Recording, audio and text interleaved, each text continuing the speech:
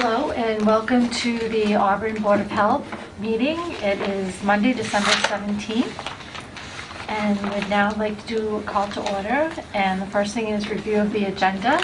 Do we have anything to add or remove? Thank you so much. Welcome. So on your agenda, we have several sets of minutes. Paul has been doing a great job getting us up to date.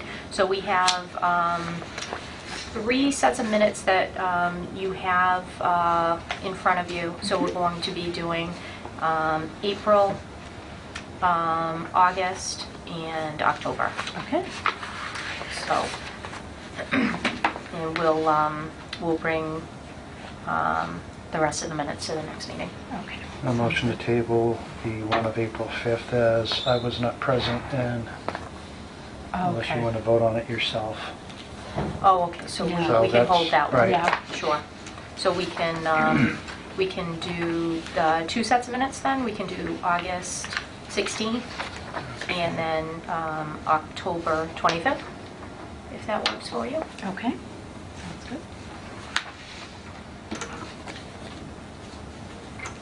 Paul, will you just make it a note?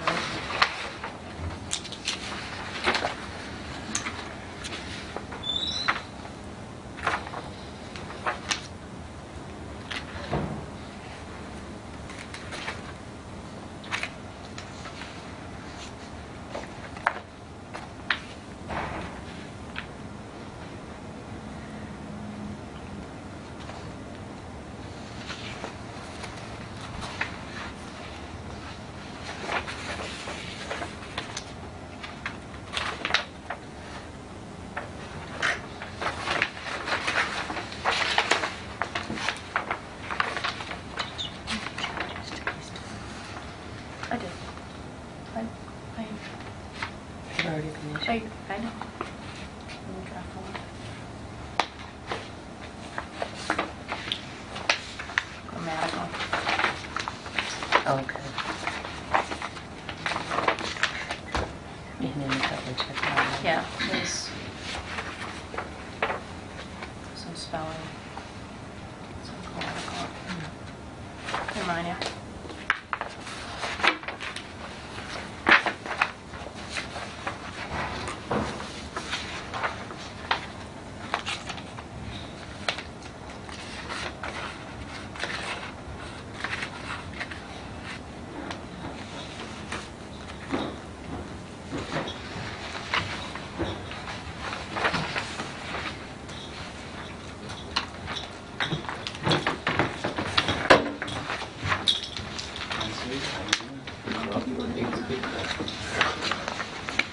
I think we're keeping one of...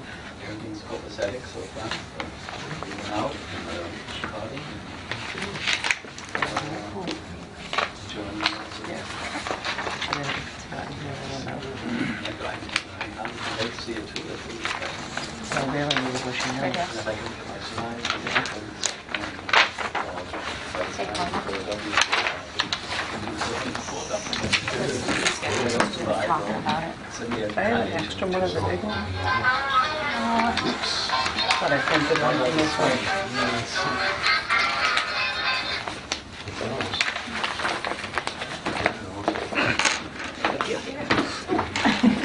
Of course.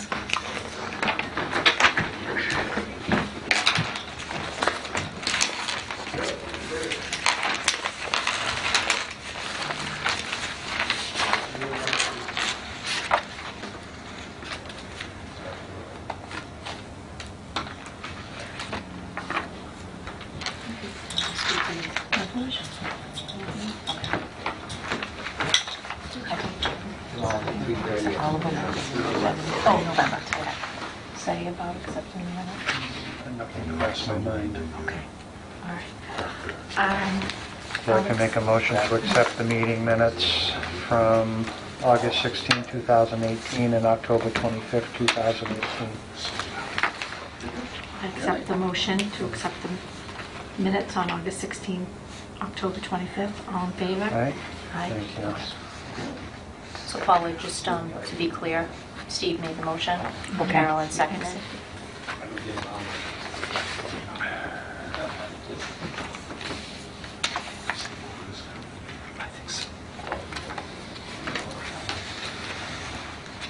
Slaves, but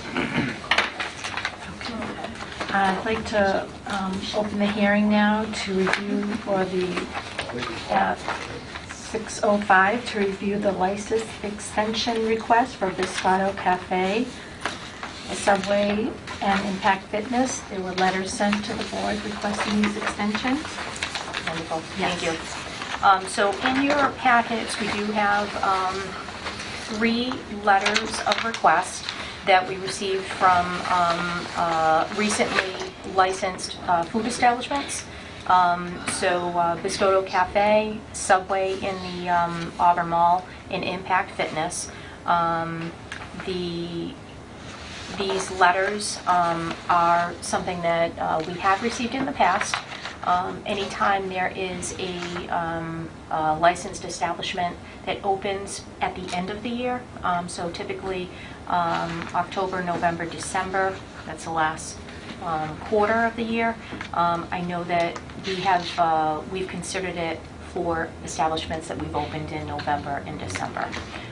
So Eileen can give an overview for these establishments, but again, recently opened, they have been licensed, they are in operation, and when opening them, we did speak to them about the option of submitting this request.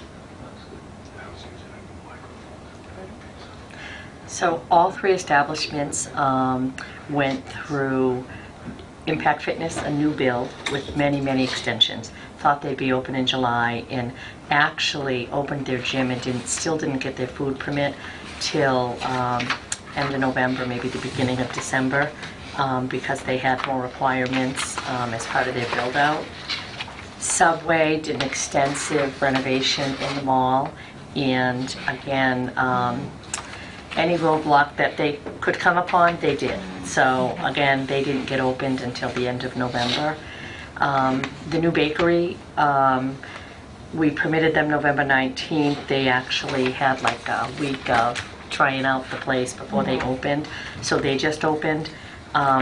Typically in this scenario, if they're opening in December and they're going to get 3 to 4 weeks out of their permit, we allow them to go. Each of these were November, but they were the very end of November, just really trying to open up a lot sooner. So I do recommend all 3. They worked really hard to get everything together, and basically are only getting like 5 weeks out of their annual payment that they need. They all carry several permits, not just one. Okay. Do you have any questions? No, so motion to close the evidentiary and discussion portion of the hearing. I second the motion. And then I will then make a motion to accept the request for license extension through 2019 for all 3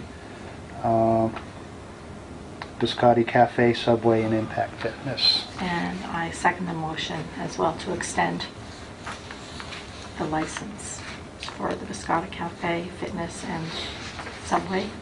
Right. And the vote is to? And the vote, Is to allow the the extension. extension as requested. Yes. Okay. All in favor? Right? Aye. Thank you. So Paula, you have the motion and the second? Okay. In the court. Wonderful, thank you very Yes. much. That, I know they'll be thrilled to hear that.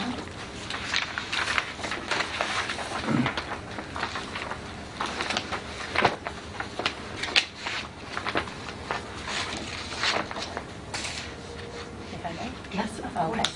So we have, I know I've mentioned it, we've had some discussion regarding the fee schedule. And Paula and Eileen have worked very hard to get fee schedules from surrounding towns. And we have this fabulous multi-page paper that there was a lot of information to put, and it was very difficult to have it just be one page. So we tried to make it as easy as possible. Paula spent a lot of time, putting these categories together, and then we tried to make them as similar to other towns, because you have to remember, everybody's fee schedule is going to be a little bit different. So not everybody's going to have the exact same apples to oranges type of comparison.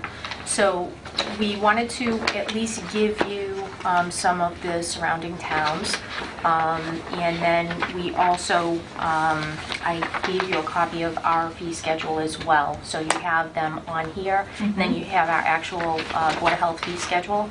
I think that it's definitely a good time to take a look at it. Time flies.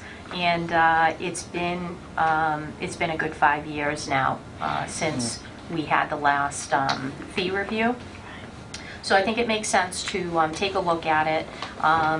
Again, this is a discussion for tonight, and we don't have to have everything tonight, but I figured at least if we could talk about some of the fees that I think make sense to increase.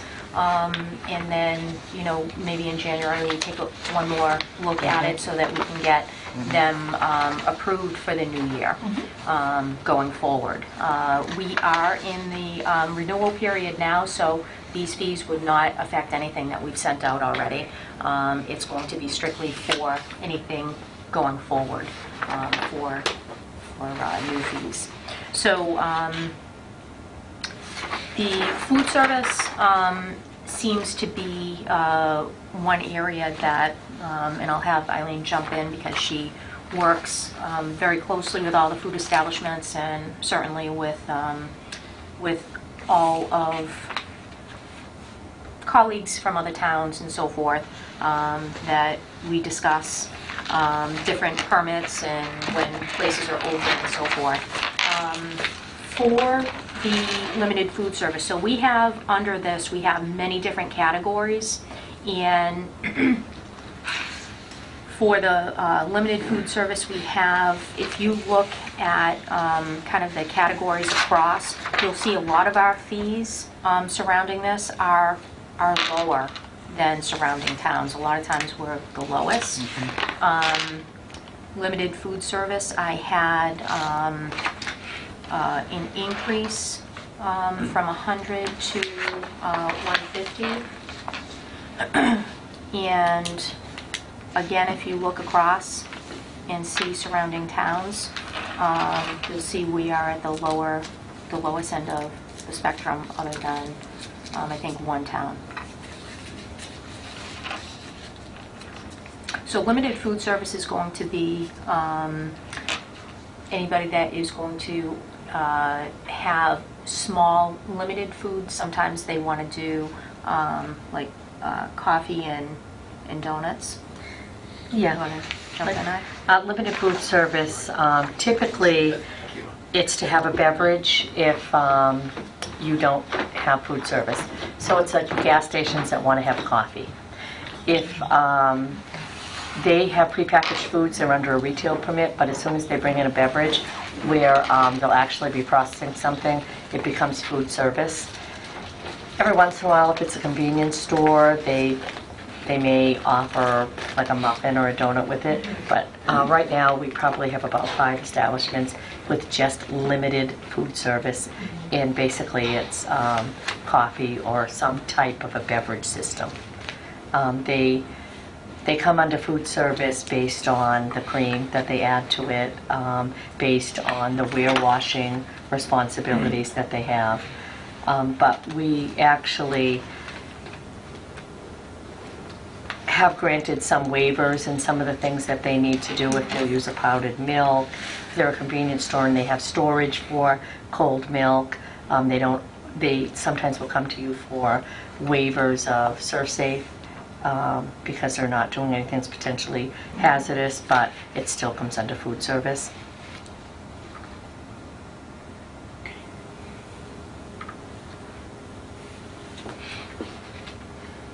So we have, we do have a lot of categories here. If you would like to, we can kind of go through and have some suggestions of what I think might be. And then, or I can also, I could prepare something for you so that we can do a suggested price of what this is. So basically the fee schedule here and what the suggested change would be. In some cases, I don't want to change the fee at all, because I think for some of these, we are in line with other towns, like some of the septic, some of the regular annual permits that we give out. We are actually in good shape. You know, certainly I think the food is something that we're in renewal process right now, so we're taking those in, you know, on a daily basis. There are the nonprofits and the churches; those aren't going to change. According to Mass General Law, we don't charge nonprofits, and I have to tell you, Eileen and Jordan and Paula spend a lot of time on those, because although the fee is not important to us, it is time sensitive, because often they're having some sort of fundraiser, they want to offer some sort of food, and they still need the guidance. So we don't see a change in those. The residential kitchens, we do spend a lot of time with residential kitchens. I know we only have a couple licensed here, but like bed and breakfast, we do have a fee for that. We don't have any bed and breakfast that we currently license. So there's some fees here that we're not going to be changing, and some that other towns don't have those fees, which is why sometimes when you're going through and you're looking at it, you're like, geez, how come I see, you know, no comparable pricing? It's because they may not have that fee. Like, for example, I think a bakery permit. We have a bakery permit, but I don't think that's a common permit. And it might be kind of like an old school permit. Some people have it in it or... Yeah, yep. And then in years past, Eileen and I also looked at trying to consolidate some of the permitting too. So milk and cream license, which is kind of like I call it kind of like an old school permit. It's been on the books for a long, long time. And we used to charge like a small fee for it, so it was actually another permit that we had to print up. So now we just include it into the regular, food service permit. So there's no charge for it. It just comes together with that.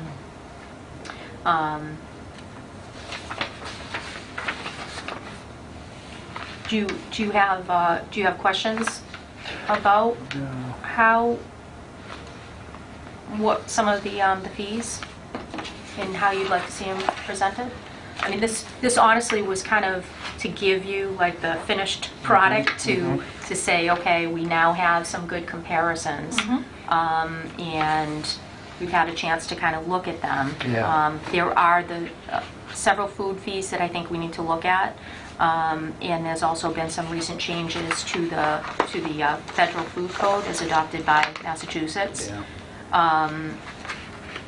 So those we definitely have looked at. What I would like to look at myself, you guys, you and Eric can certainly decide yourself what you want, but what are you spending your most time on, and what are those fees? Now, like you said, we don't have a bed and breakfast, so do I really care to revise that fee? Right. You know, you're not spending any time on it, but if suddenly we have an onslaught of them and you're spending weeks on weeks doing these permits, then we may need to revisit that particular one. I'd like it to reflect the amount of work that the office is putting into it. And to be within reason with other communities around us. I looked at the limited food service. Is this on Excel? This? Or is this in a yes, Word? it is. So you could throw a column at the and throw an average down? Yep. So like on limited food service, I added everything up and I divided by the total number of towns listed. And then I added it all up and I divided by the towns that had a fee. So the average fee is between 125 and 185. For those that charge a fee, the average is 185 and we're only charging 100. But how many hours is the office dedicated to processing that one permit? If So- it's a half hour, if it's a sign the paper, rubber stamp it, and be on your way, I know food service is not like that. It's more involved. So what happens is, based on the way the food code works, as soon as you issue food service, the type of food service, be it limited or full, does not come into play. You still need to meet all the criteria. Well, Yeah, I understand that the inspection might be shorter, but it still requires 2 inspections and still requires you to touch upon every single criteria that there is. Right. Although it may be smaller, foodborne illness starts at the bottom and you work your way up Right. to prevent it. So there's so many categories involved in, even though it may be milk or it may be some type of a breakfast sandwich, something that's limited. It may be the person that wants to just sell the hot dogs and Right. popcorn. You still have to hit every category for the foodborne illness. So you still have to determine personnel and all the requirements that the personnel need to meet for sanitization and cleanliness, and you still need to meet every category. So it's on a bit of a smaller scale, but you can't leave a category out just because No. it's, yeah. So when you look at it like it's limited, what do you have to do? You still have to do the whole process. So sometimes the process, the portion that may take the 30 minutes takes the 30 minutes if you have 1 seat or 300 seats because of what's in that particular process to check off to move to the next process. The only part that may be more limited is when you go in and actually inspect and you're only inspecting them 2 products. And the store personnel and, a few things, rather than going into a restaurant where you're checking 2 kitchens and a freezer and a walk-in so that part might be a little limited and your inspection's shorter, but leading up to it, Yeah. every single thing she does, whether it's a limited or whether it's a full service, stays the same. And all of the pre-op work we do to go out there and ensure that that particular item they're selling is still as safe for you as the person that's cooking you your But now burger. let's compare that to the time you spend in the office doing a chemical toilet permit. Right. Okay? How Yeah. much time, how much field time, how many hours are you spending doing reviewing for a chemical toilet permit? Yes. You're not taking very much time, I'm assuming, for a chem toy. No. So that permit fee, to me, it's like, Yeah. okay, fine. Yep. But for food services, Title V's, all these other inspections, that takes considerable manpower hours. I think we need to look at more closely. Yes, I agree. So that is exactly right on. And that's how, Yeah. if you had a list of saying, on a scale of 1 to 5, like a chemical toilet's a 1, Yep. and a food service establishment's a 5, this is how much your And you're that's, spending in time. yeah, I mean, that's kind of where I looked at the time Yeah. that we're spending. I mean, the considerable amount of time for exactly what you're mentioning.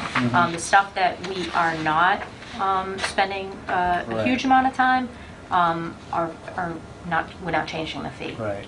So what I can do is... Just if- flag those that, Yeah, okay. So Awesome. what we can do is, we can flag for you, and I think if you're okay, what I'd like to do is give you the fee schedule with maybe a proposed change next to it, and then we can kind of talk about any questions that you may have, and Eileen and I can jump in and say, okay, in the past, in the past year, plus, this is what we're noticing, how much time we're spending. right. One of the things that has come up, even in the past year, like we've had a huge uptick in trash haulers. That trash fee hasn't changed for as long as I can remember. And if you look even at some of the other towns for that, we spend a lot of time chasing trash haulers. You know, sometimes we have to issue tickets if we can't get them to get licensed, and then we have court time. So there's trash haulers that, you know, license and renew without us even, without sometimes us even sending out a renewal form. But there are certain ones that we are constantly chasing. So The late the fee? things. The Yep. late fee? Yep. Is that something that the town established, or is that by Mass General Law? So we added the late fee, if you can remember from years past. I think it's going to be, I'm going to say within the past 5 to 6 years. We, at one point, I remember, I think it was our January meeting, we must have had at least 8 to 10 to 12 establishments that had not renewed. And so we started implementing this late fee on people that were not renewing, because that, you know, if the late fee wasn't put on the permit, All right. when people sent it in late, what's the incentive to get it Yep. in on time? And Eileen has also, within the past couple of years, worked on, you know, basically the last week of the year, we're calling. She's working with Paula to call all the establishments, anybody that hasn't licensed. The permit expires on the 31st if somebody hasn't renewed. So we've made leaps and bounds over the past several years to be able to bring people into the normal process for renewal, and keeping them to be aware that their permit is only good from January 1st to December 31st. Getting better. It is getting better. Yeah. Yeah, absolutely. But that late fee definitely helps. So within 30 days, $25. Within 30 days, a double permit fee. These I definitely would not remove, and I actually even considered increasing the regular late fee from 25 to 50. Because it is a tool for us to keep everybody on schedule. And I have to say, I mean, it definitely has improved tremendously. I think last year, The year we only before, we had 0. Last year, did we have anyone that had had a to pay? couple. One. 3 years ago, we had about 12 people that had to come to the board. And just based on that, All right. we changed things around and started working the last week of the year to go out and actually visit people that hadn't paid and get them to send it in. Some were We corporate. did a lot of calls though the last week, Yeah. so people were coming. So people were coming in and letting them know. Last day. Last day's today. You know, some people have to wait for their corporate, if they forgot and sent it through. We worked with them. I mean, if, you know, we knew something was coming from Kansas, which was one of them, you know, if it was stamp dated, you know, we said, we'll take it. But very, very few. In 2 years, you haven't had anyone in front of you. But I have to tell you, it's very stressful. It's stressful on all of And how us. many hours in the office are you spending chasing? A lot. And So Paula can tell you, I mean, we're constantly giving, okay, Paula, did we hear from this one? Did we hear? Okay, get on the phone again. You know what I mean? So there's a level of stress just this time of year with everything going on, because you have to remember, food is not the only thing we're renewing. We're renewing everything. So to have, you know, to have to chase people, let's use the late permit, the late fee as a tool to try to help us so that we don't have to chase people. So that would be an example of something that we do use effectively. And the staff, Thank you. I mean, has done leaps and bounds on that. Okay. So I mean, like I said, there are a lot of things here that I looked at, and I think we're really good on. You know, we don't have to make changes. The things that we are spending a lot of time, you know, I definitely looked at those, and I think we need to we need to definitely make some changes. So for the next meeting, are you comfortable with looking at the proposed increases and things that stay the same? Yeah. Yes. Okay. Is that something that you'd be okay with having it in the document to see? Because obviously you have the comparison. However, Okay. yeah, All right. just on a memo sheet or Yep. part of the document. Okay. And then we can definitely back up the stuff that we're spending time on. And, Yeah. Okay. That would be helpful, because I think going forward to just have the actual fee schedule updated, because it's been some time since that has happened. So get the fee schedule updated, and then, try to do it on every couple of years. Yeah. It Yeah. doesn't, I'm not saying we need to do this yearly, it's not, No. but every couple of years, I think every, 3 years might be a good Yeah. time to look at it, to get Yeah. it on the schedule. Yeah. Okay. All right. Any questions on anything, on any of the fees that you had that you wanted to ask? No. No? Okay. All right, so we'll have that for you for the January meeting, and then maybe what we can do is we can have the January meeting, we'll do proposed, and then once we have everything solidified, we'll do the public hearing. Does that sound That Yeah. sounds good. acceptable? Okay.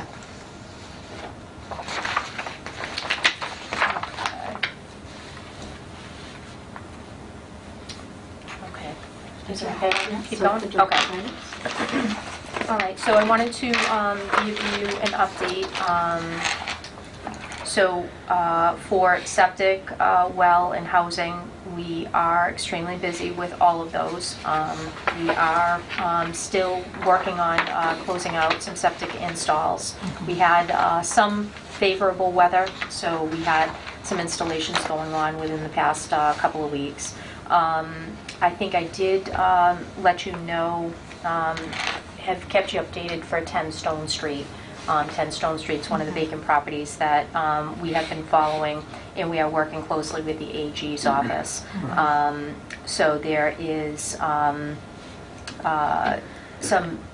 updates that we are working with them. We're hoping that the property is going to get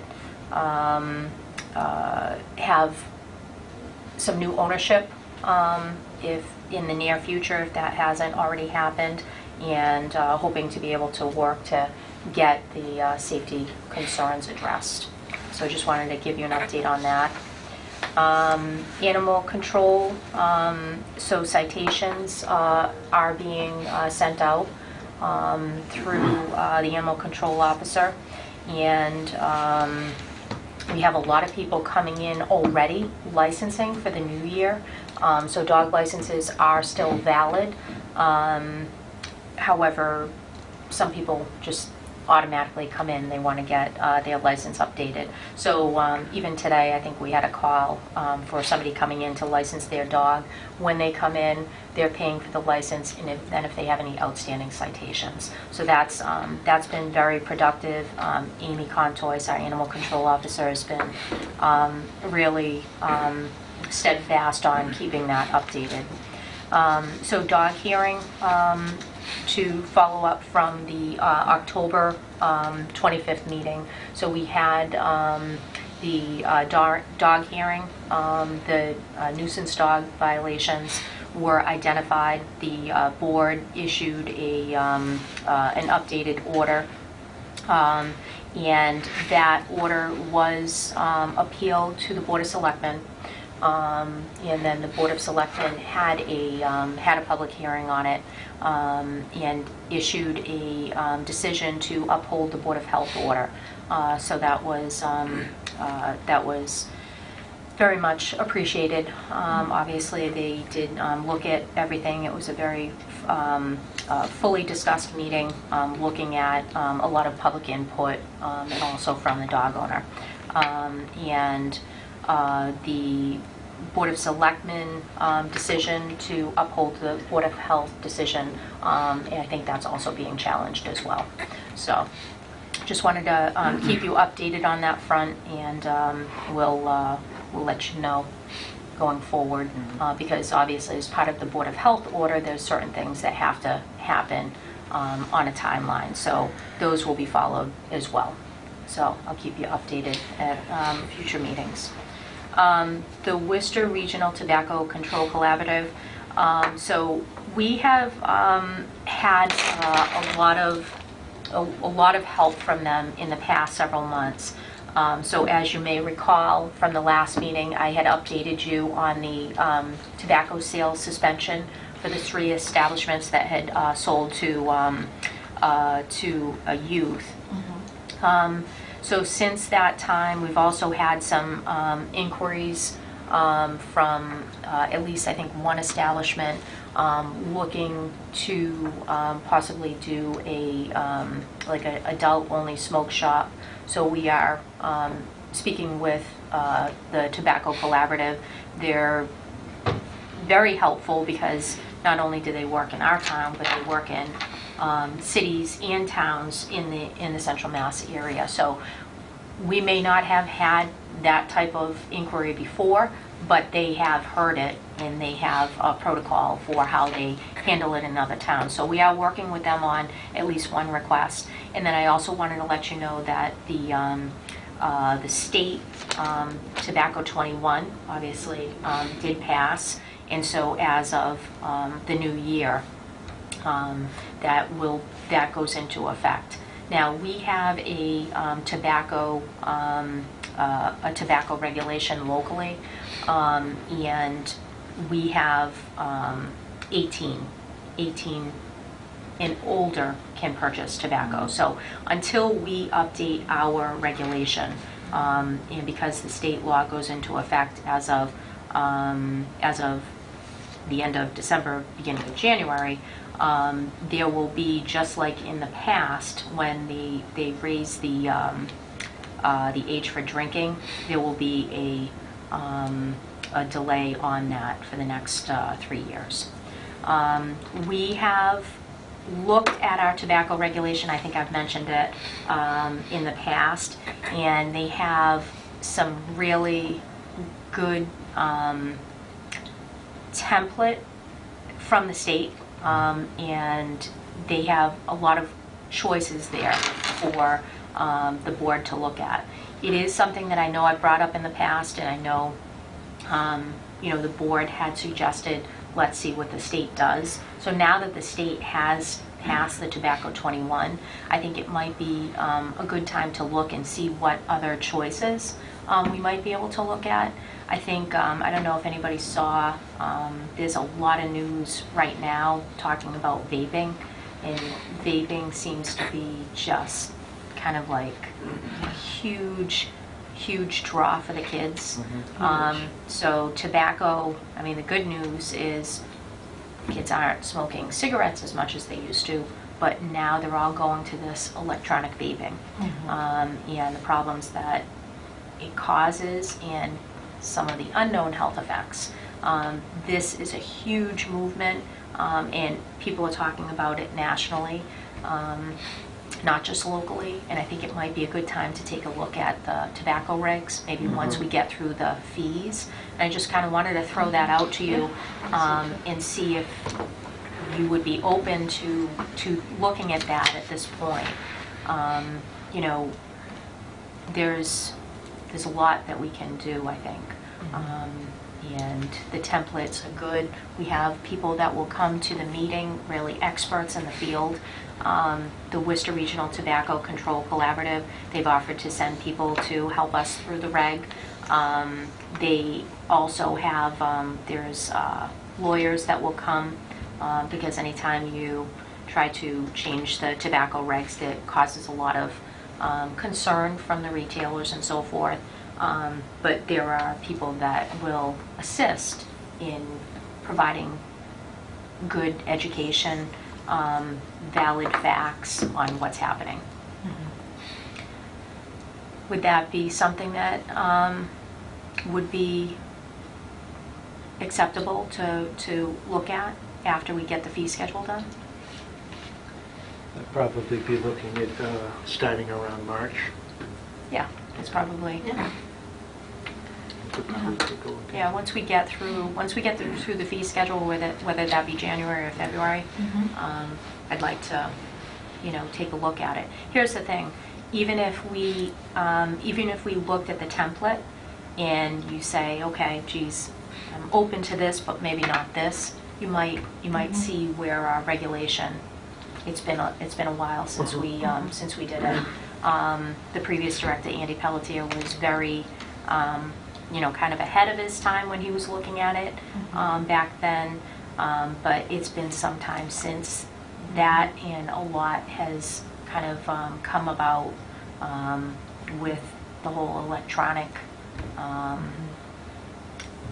what people are doing electronically with tobacco and marijuana, and a lot happening here. So we'll give you at least the template, and we can take a look at it, and you can let me know if it's something that you want us to I know, I fear that all the great strides that have been made with, youth and not smoking is, we're going to start to backslide now because of vaping. I missed a couple meetings, but you're still going to call it December 31st, correct? Okay. Yeah. So December 31st is when the tobacco 21 goes into effect. So.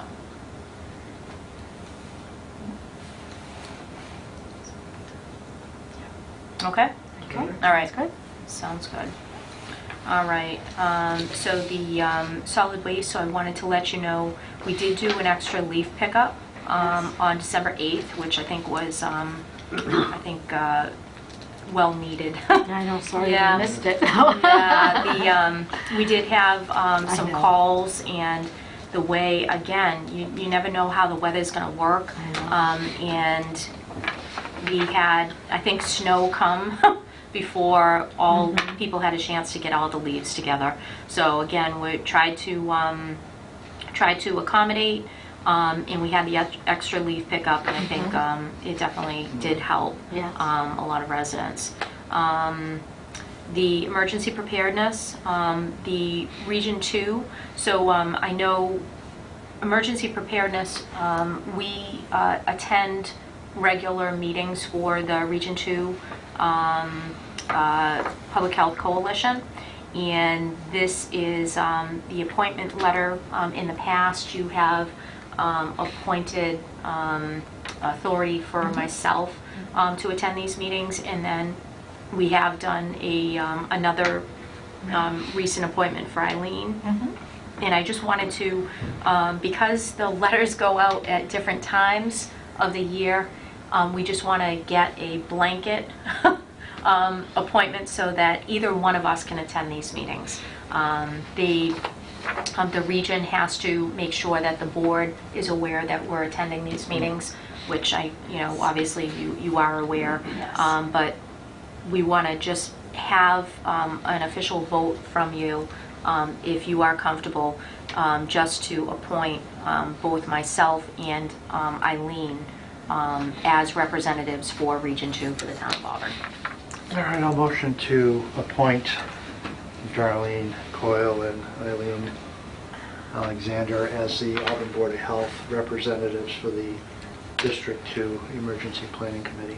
I'll accept the motion. Region 2, sorry. Region 2. Thank you. Thank I'll you. accept the motion, and now all in favor? Aye. Aye. Excellent, thank you. All right. So for the flu clinic, actually, this is very exciting. We had very well attended flu clinic. So we had our senior clinic. We always do that one first. We had an employee clinic, and then we had Vote and Vax, which I love the Vote and Vax clinic. We have so much positive feedback on this clinic because it's convenient. That's probably the biggest thing that we heard from that clinic. So we had a total of 195 vaccines that we administered with our public health nurses. And we had some volunteer nurses this year as well. So we wanted to just let you know that that was the total, and we were able to exhaust all the vaccine that we purchased. So that's a great thing. We will be looking at doing our order, because right after the flu clinic, flu season, even though the flu season extends into March and April, we have to get ready and order our vaccine for the next year.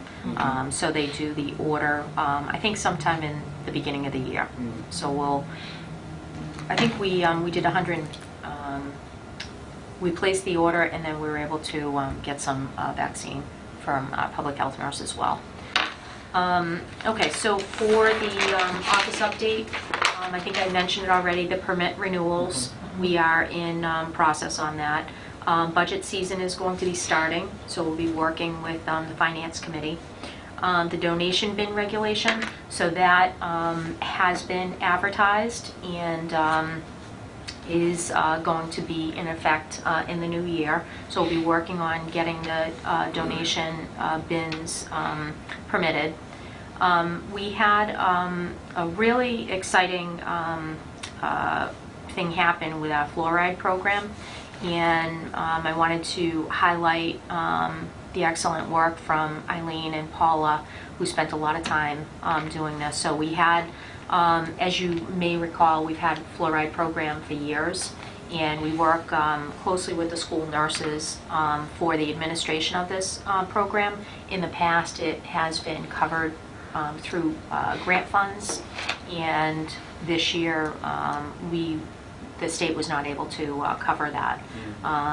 So we reached out to, actually, Eileen and Paula reached out for some of our healthcare partners. And Jordan, yes, thank you, Eileen. And you want to give just a quick overview? So Darlene contacted actually with our HR for our 2 insurance carriers, and one of them had a grant process that you could go through, and Jordan, our health inspector, did a great job pulling all the stuff together from the state, filling out the grant. They work on a cycle, and so we weren't in their cycle. We had to wait a couple weeks to send it. In the meantime, our other carrier, Harvard Pilgrim, stepped in and said, we'll look at what you have. And within a couple hours, they approved it and decided to fund the entire program.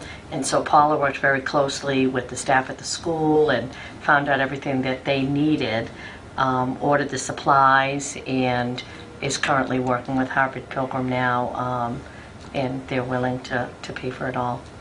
So yeah, it worked out great. And I think one of the schools may have done the fall program, and the other 2 are going to start in the spring. So they can choose their seasons that they operate it. So it's a great program, and we've had it for so long that if you interrupt it, and a child maybe starting in kindergarten and going to 6th grade, you don't want to be interrupting 4th and 5th grade until the state can fund it again. So it was really important for us to look at every possible way that we could keep the program, and we're forever thankful to both insurance companies for their willingness to look at it, and especially to Harvard for their willingness to fund it before we missed the deadline for the program. Yeah. So Was the selectmen notified that they did this? No, we actually are in the process of trying to get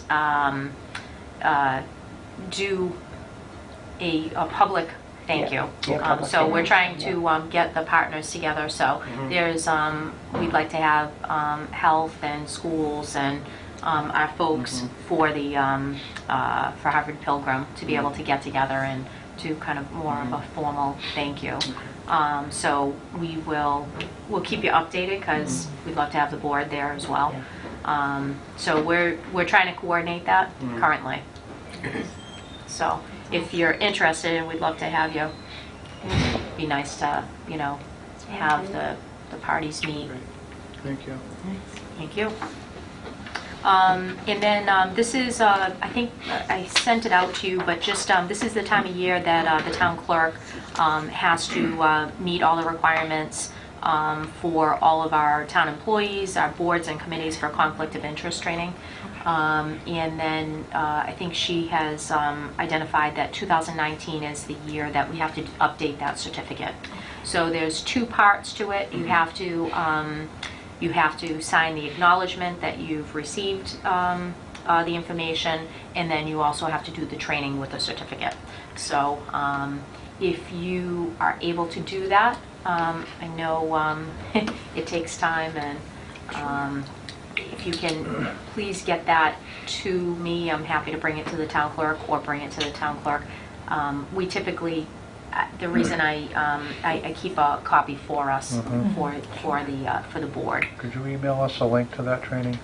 I forwarded the email from the town clerk directly. Okay. Yeah, so she has all the information in that. So if you look, I can send it again, Steve. When did you send it? I sent it last week, so I think I sent it Okay, on Friday. I probably haven't caught up Yeah. to emails yet, Yeah. so Okay. I saved all yours, so. Okay, yeah, Friday. If it's in there, I'll I find sent it Friday, I believe. Okay.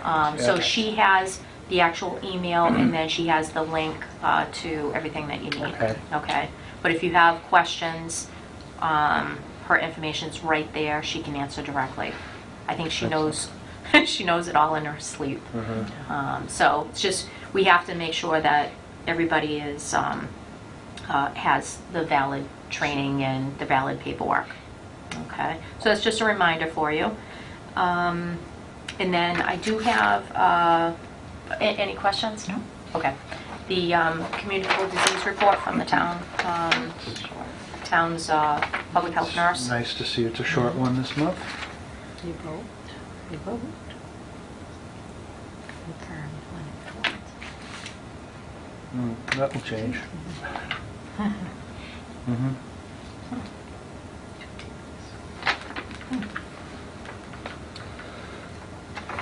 Oh, thank you. Okay.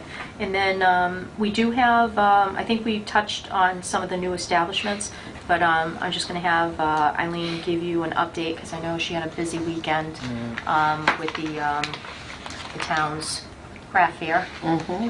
So we are still in temporary food event mode.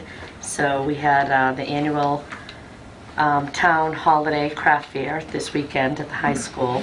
So that's always a big event.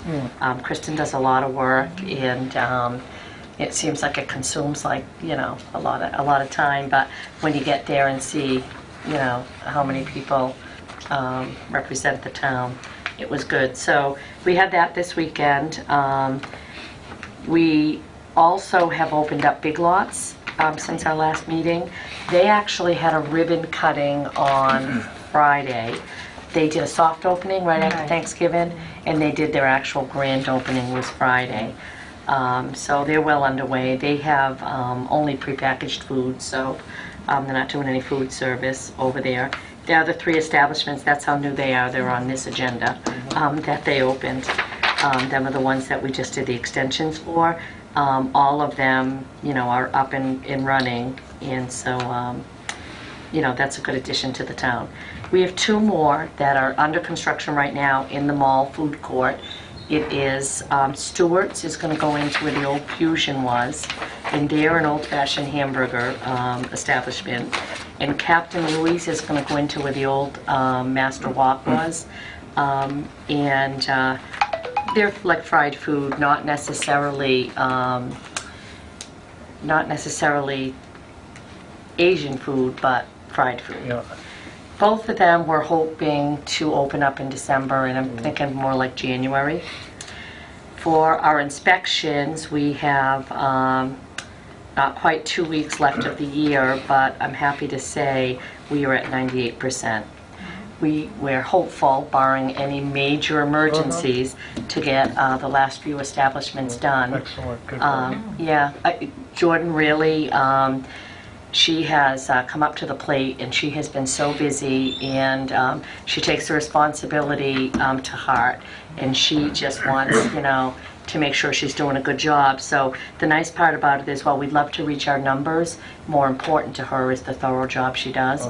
So she has spent the last 2 months inspecting and re-inspecting and following up, and I really feel like, irregardless of the number, our town is really in good shape. She is working and educating them and working through, some of the issues that they're having to meet the code, and she's just come a long way. It's actually her 1-year anniversary is this month, so, I'm proud to say she really has, taken the job seriously and done a great job, and the feel for it out in the town, she's well liked and respected. So we're hoping to reach our numbers, but again, more importantly is that I just really think we're in a great place. Great. Yeah. And Paula is extremely busy with renewals, stacks of them. So, I think it all ties in. Jordan's out there, I'm out there, they know that we're working all together, and so I think they're just all more receptive, and this is probably the earliest I've seen all of the permit renewals come in. When I saw the stacks, and I already have stacks to sign, when the program really starts working, it works well for all areas. So, I think we're in good shape for this year, and we'll start off the year next year in good shape. And that's it. Thank you, Eileen. Great job. One thing I do want to mention, just because it is something that we have, it's kind of cool to actually see it in process. Jordan, we had as full-time. Before that, we had as a part-timer, and we went a long time without being able to fill the position, just because we had to find the right person. So now we've had a full-time inspector, and I know you remember when we were struggling to meet compliance. So now that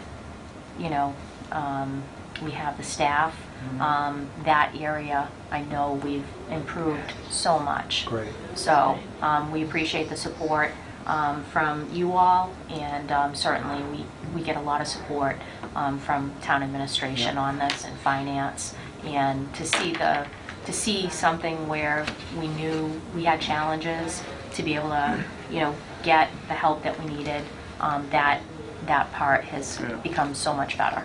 So, and I'm sure the community appreciates keeping them safe as well. And we're happy that at a time where she's at and where we're all at with that program, because we have a major food code change.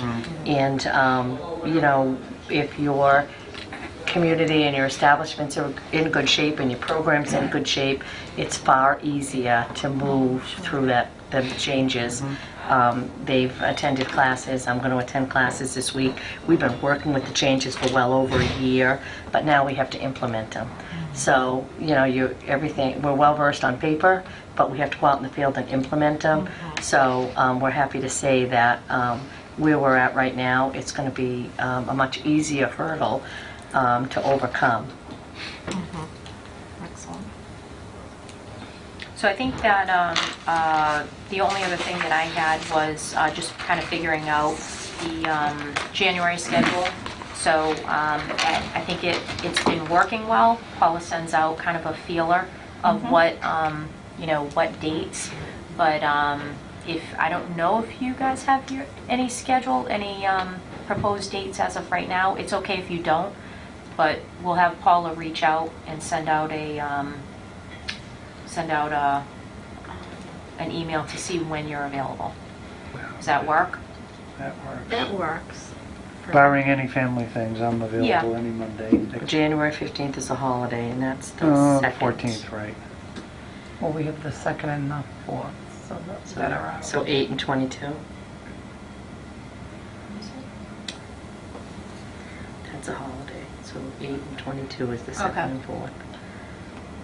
So the 1st is a holiday, the 8th isn't, the 3rd, the 15th is, the 22nd isn't. Are you on your 19 calendar?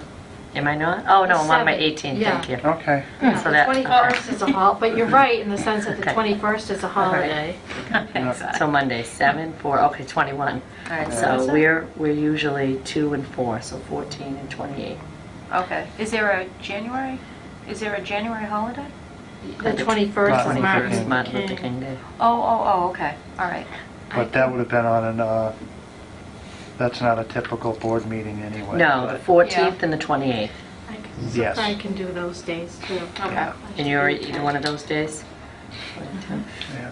So I know we usually don't go ahead, I'm sorry, Darlene. I know we usually don't go ahead, but possibly in January meeting, if we're going to do something in March and we're going to invite the staff for Worcester County Tobacco Control, we may need to pick, in January, we may need to pick our February and March date. Okay. If you guys can just keep that in mind, Okay. so we can give them plenty of advance to what their availability is. Because there's a lot of towns right now that are updating this. It's becoming like literally a hot, a hot topic, and it's a good thing because a lot of people are looking at their what they have for regs and looking at updating them because of what's going on. We want to make reasonable regulations, but applicable. So the people that we see and we get education from, the normal